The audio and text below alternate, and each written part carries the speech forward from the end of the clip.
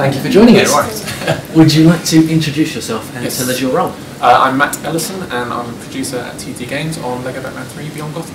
So tell us a little bit about LEGO Batman 3. What's the story behind this one? So basically we teased this story at the end of LEGO Batman 2. So Brainiac at the end of LEGO Batman 2 says, "I've located it," and that what he has located was Green Lantern's power ring. He is after all of the power rings here. And that's basically the core of this story, where Brainiac is trying to take over and collect worlds, and then everyone else has to try and stop him. So that's sort of the main centre of the story as you go through this game. So obviously LEGO characters, Batman characters. How many characters have we got, and tell us some of the new ones? Okay, so we've got over 150 characters all in this game. That's basically 3 times the amount that we had in LEGO Batman 2, so there are a lot of new ones. So we've got ones like Solomon Grundy, and then we've got like Blue Beetle. We've got some more obscure ones like Condiment King or Manchester Black, and then we've got really obscure ones like Batcow. So we sort of cover as many bases as we possibly can out of the DC universe to include as much variation as we possibly could. So obviously you've mentioned Batcow, yeah. Crypto the Superdog. Yeah. Was it a long conversation between you guys going, let's put Batcow and Crypto the Superdog in the game? So yeah, but basically Batcow came about as one of the designers said we should put Batcow in the game, and then everyone else went, who? So then from there he showed us a comic, and turns out it's a real character, so that's how he ended up in there. DC approved it, and yeah, that's how we ended up with him in there, and it's just great to be able to do quirky things like that in this game and just include just the broadest range of characters we possibly could. So out of the 150 plus characters, are they all actual characters from comics, or have you guys actually created some new ones this time? By far away, by the most part, they are genuine DC characters from comics, from various different sort of branches of the DC universe. But yeah, there are genuine characters that we've got in there. So yeah, that's going to be really cool, and whoever your favourite is, the chances are we've got them. So yeah, that's going to be really cool. And we've given a lot of attention to detail with the characters, making sure that visually they look like they should look. The abilities that they've got, the powers that they've got, should all make it feel like you are playing whoever your favourite character is in this game. And how much involvement have DC actually had in the game with you guys? Oh, they have loads, and they're absolutely fantastic to work with, because they just give us almost free reign, basically, to just pick out which characters are best, and they know which characters are which ones are hot, which ones are going to be coming up, which characters should look like, and sort of how we should handle them. And yeah, they've just been amazing to work with. And similarly, LEGO as well, who we also obviously work very closely with, they have the playsets that they make. So all of the characters that they're making, we're making sure that they're in the game as well. So we have sort of all of these characters come together, as well as all the obscure ones that we try to sneak in as well, all in one game.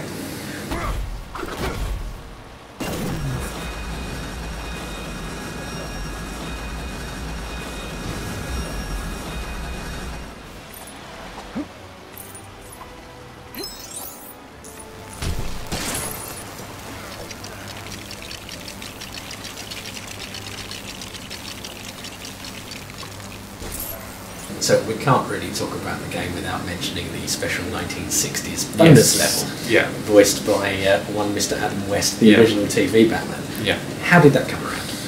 It was top of the wish list, is probably the best way to describe it. It was something that we wanted to do, and we didn't know whether it was going to be possible, but it all came together for this game, and we're just amazingly lucky and happy that it has come together, because like we said, this is a bonus level in the game. This is sort of the reward for completing story mode, and yeah, it's just by far the most in-depth bonus level we've done, but it's just amazing to be able to include him narrating, sort of him being Batman, and just include all of that 1960s feel with the text coming on the screen when you attack stuff, and just have it lots of bright, vibrant colours in there, and it's just been absolutely amazing to be able to do that. And there were lots of people who were very, very excited on the end of the phone when we had Adam West doing his lines of dialogue, because yeah, it was just it was a dream come true for a lot of people in the studio, so it was great. Certainly I'm old enough to remember it. Not quite when it first aired, but no. obviously there are other voice talent in the yes. game. Tell us about some of the people doing the voices? So we've got Troy Baker is our Batman. He was our Batman in Lego Batman 2 as well, so we've got him back. We've got Travis Willingham is our Superman, Laura Bailey is our Wonder Woman, D. Bradley Baker is our Brainiac, and just many more. We've got Christopher Corey Smith is our Joker. So yeah, we've got lots of different people who, many of those we've worked with previously, who are just do a phenomenal job every time, and they really are just amazing. And then we've got people like Josh Keaton as our Green Lantern, Scott Porter is doing Aquaman and Superboy. So we've just got as many people as we possibly could get, really, to do all of this, to act as all of these characters. And also we should mention the music. Yes. Certain characters have certain music with them. Do you want to explain about that? So one of the things that people loved in Lego Batman 2 was that when you took off and fly as Superman, the John Williams theme played. That was something that was really well received, so we had to bring that back again. And people, I'm sure, will be very happy that that's in there again. But we did think, well, what else could we do? Who else could we apply this to? So we thought, well, Wonder Woman's got a very iconic theme. So we thought, well, we'll give her the same thing. So now in this game, when you're playing as Wonder Woman, you take off and start flying, her Wonder Woman theme kicks in, and you're able to fly around as Wonder Woman with that theme playing. So that's going to be really cool for people to find and experience. Going back to the voices, Green Arrow. Yes. You've just announced at Comic-Con this weekend the Green Arrow DLC. Yes. Tell us a bit about the DLC and tell us about Green Arrow's voice. Yeah, so we've got Stephen Amell voicing Green Arrow. So in the main story of the game, we've got the comic version of Green Arrow. So Stephen Amell is voicing that version, but he's also voicing our DLC version, which is based on the TV show, which of course he is the star of. So we have a DLC pack that is themed around the TV show, and that's going to be great with him narrating it and being part of that.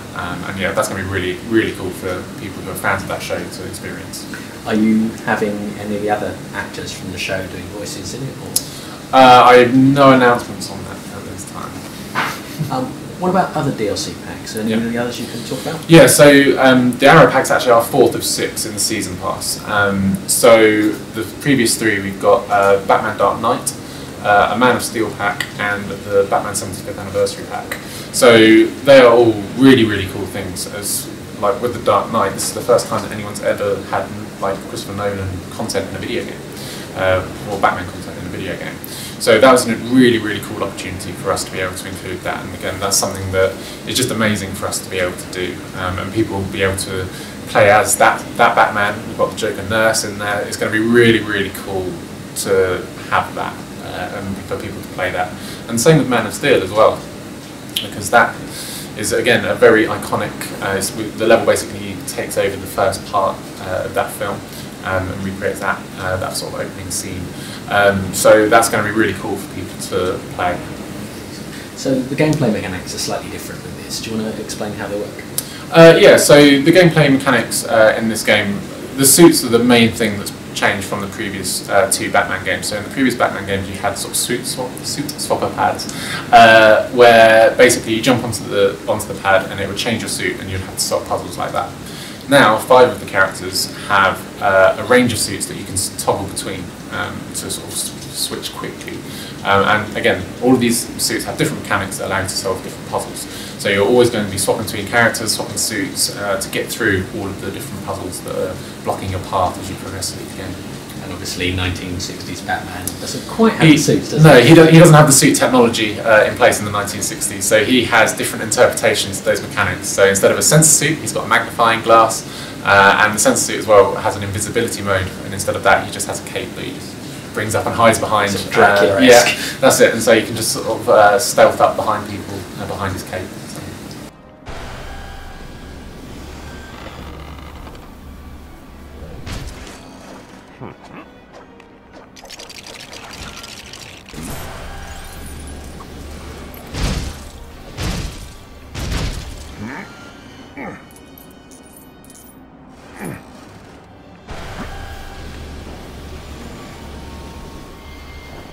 I am Brainiac! I am not programmed to fail! One of the things with the Lego games, people love playing co-op. Co-op in this one? Yeah, local co-op is still a very big part of our games, and yeah, as you say, that is a core mechanic for us. It's something that people absolutely love. So we can have sort of friends playing together, family playing together, whatever the relationship is, you can sit on the same console, play the game together, and get this whole experience with someone, which is a great way for people to play our games. And tell us a little bit about the hub worlds and how they work. Yeah, so in between the 15 story levels, there are hub locations that you'll go between.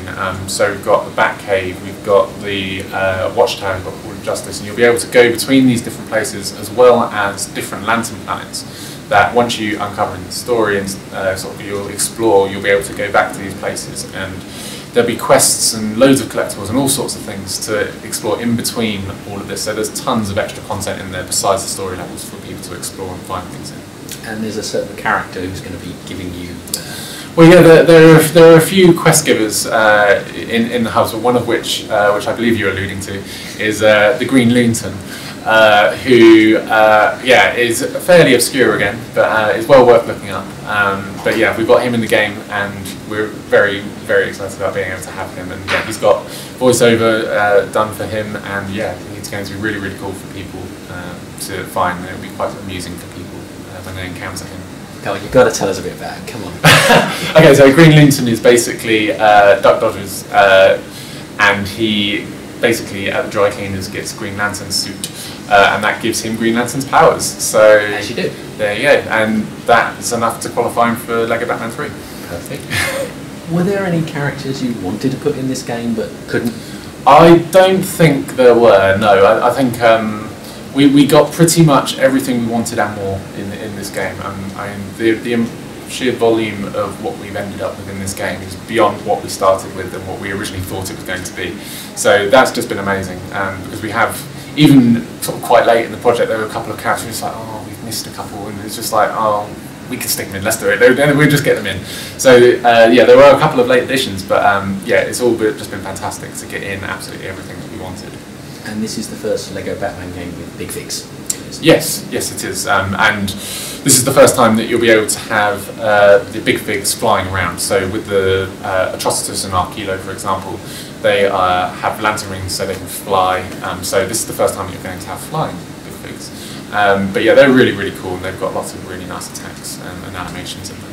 And who's your favourite character to play? My favourite character is actually Solomon Grundy. Again, this is his first appearance in a LEGO Batman game, so he's really cool, and again, his animations are just brilliant. I find him hilarious. But these characters aren't quite as you would expect them to be, are they? No, that's one of the interesting things in the story. So I think 6 of the characters basically get affected by the lantern rings and the powers that come with those rings, so that sort of puts a twist on their emotions.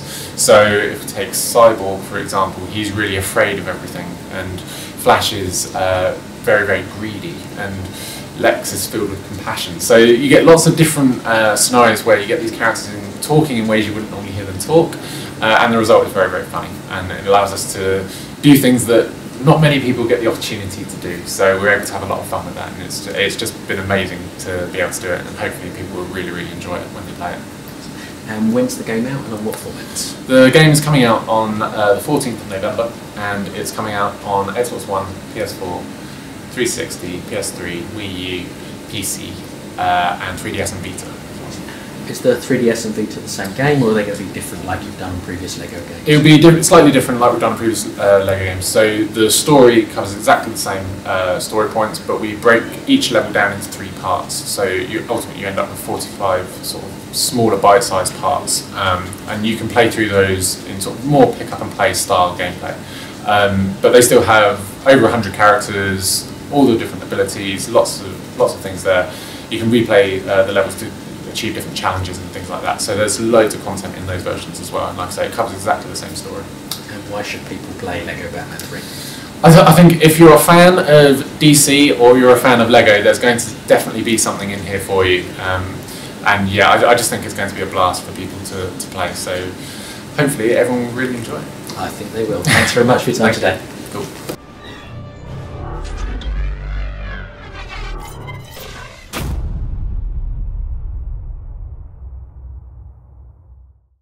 Thanks for watching. Why not subscribe to our YouTube channel by clicking on the link on the screen now.